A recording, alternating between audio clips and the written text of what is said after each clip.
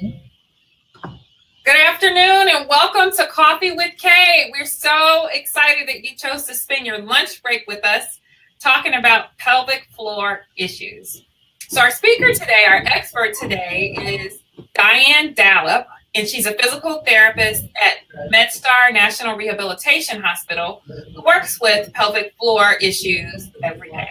So without further ado, Diane, would you please tell us a little bit about, first of all, what pelvic floor issues are, and then how you got interested in this? Thank you. Thank you for having me.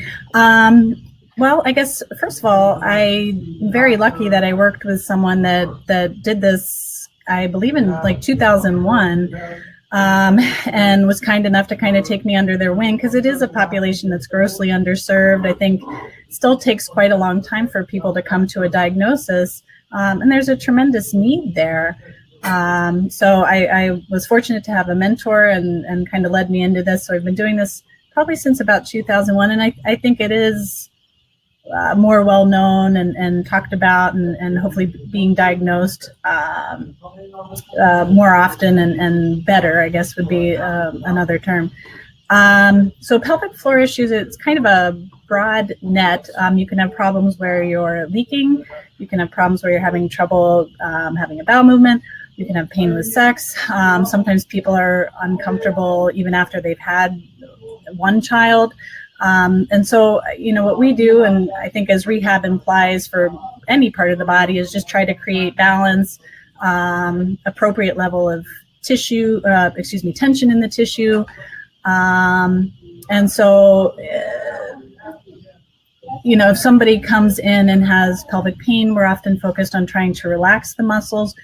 And somebody comes in, I'm oversimplifying a bit here, if somebody comes in and they're leaking, oftentimes things are too weak, but it's not always quite that black and white. A larger amount where you're, rushing to the restroom, you don't quite make it. And I mean, you might even have to, full on change your pants. I've had folks that are, they carry a whole cadre of things with them because they're just living with this problem, but we can help it. Yeah. So sometimes people would know because what are they wearing pads or what? Because people may not feel like they're leaking, but sometimes they do things. There's behavior that you start to demonstrate to compensate for this. So what are some of the things that people do when they're really dealing with pelvic floor issues? Okay, so if thinking more specifically about urinary incontinence and leaking, people will often, I call it bathroom mapping. Like, these are people that know, like, you walk into the mall and there's one at the Macy's, there's one halfway down at the food, okay. They know exactly where to go. They're going frequently to avoid, having the leaks that you may have if you were to hold it longer. I have some folks that are going to the restroom every 15 minutes, and that's way too frequent. What about during sex? So it is possible to leak during sex. I don't know that that's something that I hear as commonly, but that's possible too. No, but I mean, is using lubrication a sign perhaps that you may have an issue, or just painful sex? Yeah, as we get older, unfortunately, the tissue there, I often liken it to the tissue around your eye. We're so gentle with the tissue around your eye. It becomes a little bit fragile as your estrogen is dropping. And so things are drier, and it makes it uncomfortable to have sometimes even just a pelvic exam, or, if you're still having your menstrual cycle, a tampon. And so, yeah, needing lubrication or, and then sometimes it's not that simple. Sometimes there's also muscle tension, and it's hard because we can't see those muscles, but much like you get a knot in your neck, there you can have a knot in your pelvic floor that if it's released, you might be way more comfortable. Okay, so speaking of it's released, can you tell me a little bit about what pelvic floor therapy looks like? So the first day, quite frankly, is a lot of talking, because often these are folks that have had problems, what I would call chronically, meaning more than a few months, and it's often really years. And sometimes they even mention symptoms that they've had as kids. So, trying to get to any behavioral things that might contribute to their problem. So whether it's they're drinking coffee, which might, yeah, I know, which irritates the bladder, might make you pee more frequently or even leak. But there are also things that we eat and drink that may, as you pee, kind of irritate the skin in the vaginal area. And of course, same way, everything you eat and drink affects your bowel. So, we try to establish those things that we can change, and you'd be surprised. People are not always super willing. I know I love my coffee. But, it's worth making some sacrifices if you feel better. And from there, it almost looks like you're here for your spine. So we're looking for problems, kind of the whole picture. So looking for pelvic symmetry and flexibility, strength in the legs and the hips. And then we do perform a pelvic exam. I like to think it's a little more low key than when you go to the doctor because I don't have the speculum. But it's the only way I can really tell what's occurring in the pelvic floor muscles, because again, you can't really access them, just like poking on your knee or something. So that gives me information about the tension in the muscles. Can they contract properly? How long can they hold? Do they relax properly? So this is more like a manual pelvic exam, like yes, what you get at your OBGYN office. Yes. Okay. Yep. And so, okay, that makes sense. Now let's talk about the connection between pelvic floor problems, and you've talked about different types of pelvic floor problems, but between that and infertility. So I don't think pelvic floor dysfunction causes infertility, but I think it can obviously be a barrier. Basically, if it's painful to have sex, you're going to have a problem creating a baby. So you come back to some of those tension issues in the pelvis.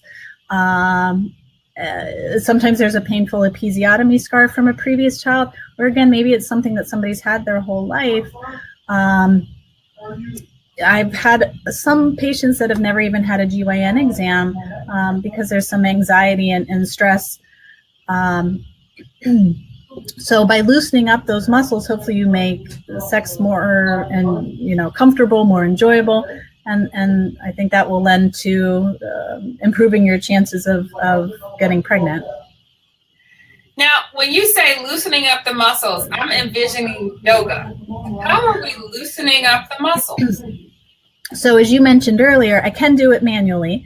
So I'm just using a single finger to press on the muscles, again, much like you would do kind of up in your neck if you had a knot there. Can't see the muscles, so it's hard to envision this, I realize. Okay. And we have dilators, which kind of look like very bland tampons, if you will. Okay. And they come in different sizes, so you can use those to kind of stretch the area. And you can even use them to do a little bit of internal release. That's a little bit harder. Excuse me, but they can be very valuable. And to be fair, a whole part of this is also just, some of it would look like yoga. I often recommend people go to yoga. If you... I feel loose after yoga for sure. Heck yeah, right? So if you loosen up the hip muscles, there's a lot of communication between the rotators and the, the glutes, your butt muscles, your inner thighs. There's a ton of communication between those areas and the pelvic floor. So if you have tight muscle in your rear, chances are your pelvic floor muscle could be tight too. Got it. Excuse me. And so you often see these folks that often have what we call SI dysfunction, which basically means your pelvis is slightly shifted, or even low back pain. So those things are, is something you would see commonly. So we just got a question. Is there something that you can take to lubricate those issues? And someone said that their health store recommended a variety of products. I'm sorry, you said lubricate? Yes. Okay. So, it is possible that any lubrication would help.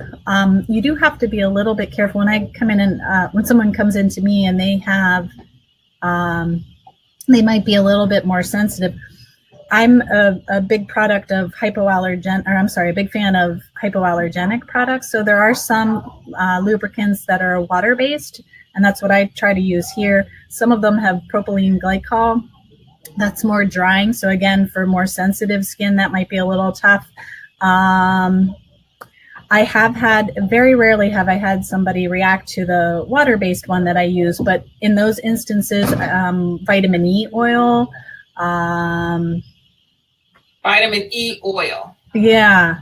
That surprised me a little bit, but that's what we used, and it didn't bother. So we kind of went with that. But I guess take home point, try to find something that's water-based and natural. And, again, maybe just check the content list for propylene glycol. Maybe just make sure water's the first thing you see. So are lubricants part of the treatment, or is it more, manually stimulating or stretching the muscles? Because everybody thinks of the vagina as something special and different, but there's a lot of muscles down there. Sure are. Like everything else, right? Yes. So I use the lubricant, during the treatment. And if your main complaint is that you're dry, that has got to be part of what you do in daily life. I guess you would call that a behavioral modification, so that things are more comfortable for you. But I don't think it does anything magic. So, if the tissue is a little sensitive, it's probably necessary, but the lubricant itself wouldn't be, relaxing the muscles. You got to do the other work, whether it's, maintaining healthy diet with things that aren't irritating, whether it's making sure you're stretching, using the dilator. So it by itself is not a standalone treatment. Okay. All right. So you've talked about manually kind of stretching the muscles in the pelvic area and the vagina. You've talked about using some other tools to dilate, to make things stretch a little bit more. Are there other types of therapy that people, if people say, I want to go get treated for this, what other things should they anticipate? Those are probably the primary things that I use, but there are biofeedback we use occasionally, which involves, again, kind of looks somewhat like a tampon that you would insert, and it has sensors around it that give you an idea what your muscles are doing. So we can set it so that, it makes a bunch of noise, and then we basically say, okay, you need to try and relax. And as you relax, you will hear less noise. So it's kind of teaching the muscles to, in our speak, we call it down train, meaning relax.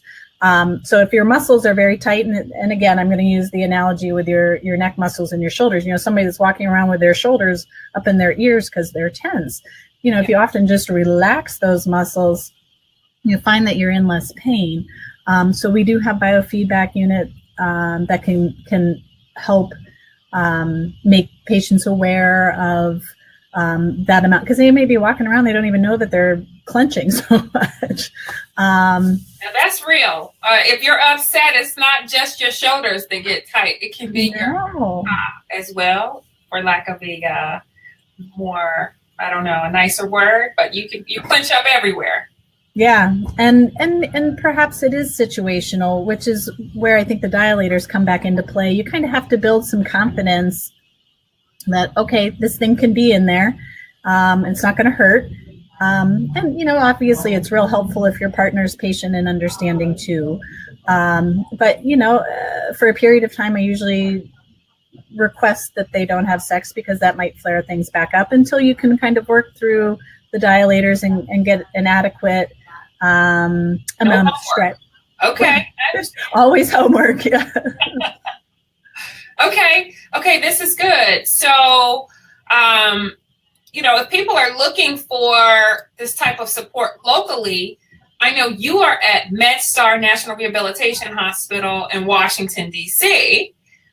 How do you find a therapist do most physical therapists offer this type of support, or where do we go to get this type of therapy? Well, and it's still one of the things that's perhaps a little vexing, is that I still think there's probably not a ton of us. There's a few of us within Medstar. I'm right in the middle of Baltimore City, and then we've got another lady out at White Marsh, and then we've got probably more down in Washington. So If you are interested in Medstar, you can search pelvic floor therapy. But in general, I guess if you were to try it, you could Google pelvic floor therapy and then carefully read the bios.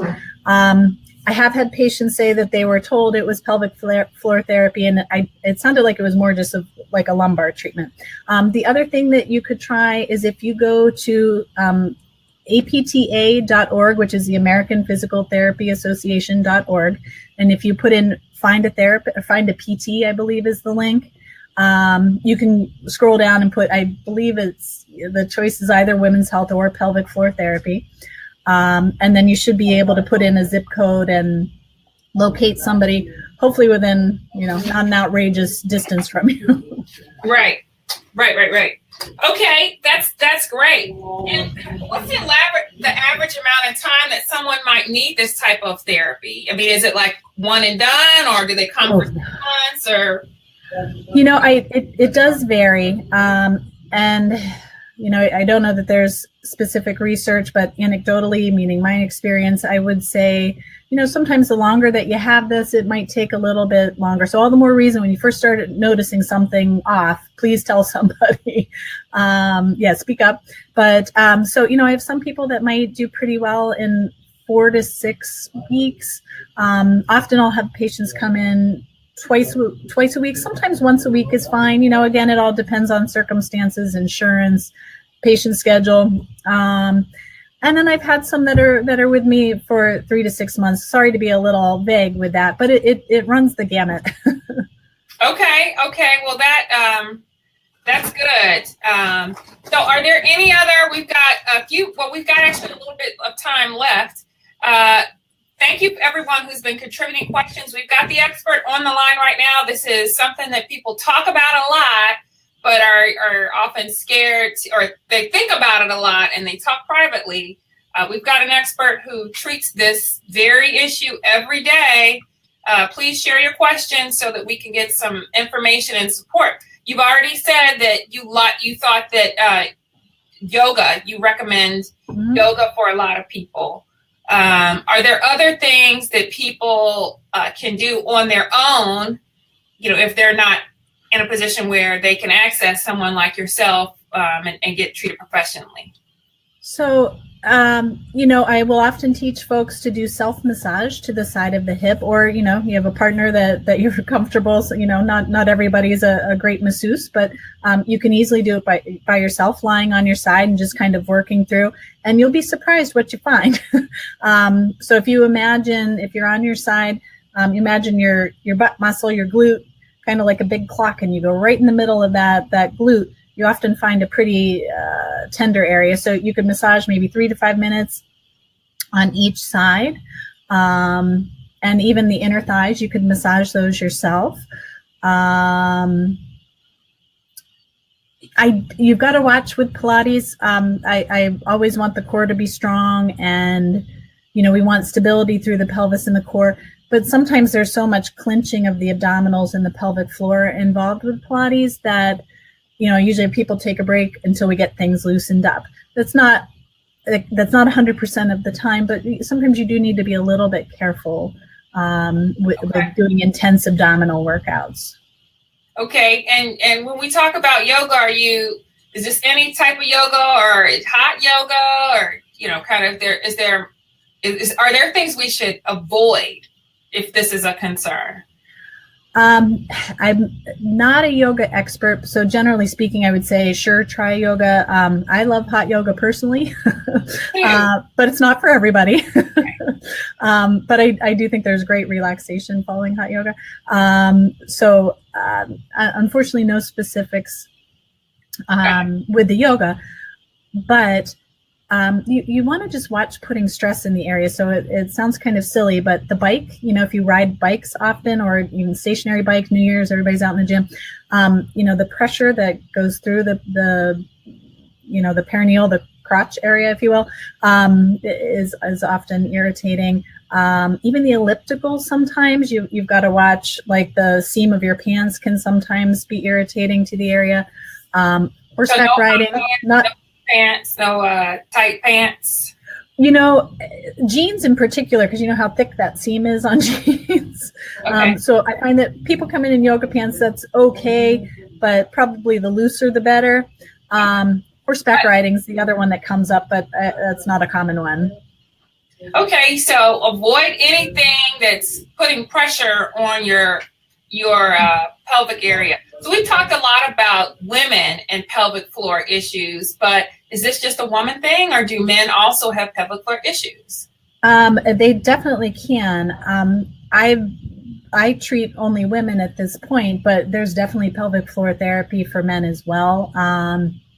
Not only pain issues, sometimes after prostate issues or prostate surgeries, they'll have problems with either leaking or retaining urine, meaning you can't pee when you want to, and that's often due to muscle tension.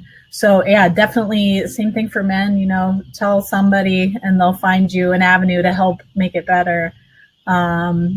There's definitely affects both parties. Well, what does it look like in men?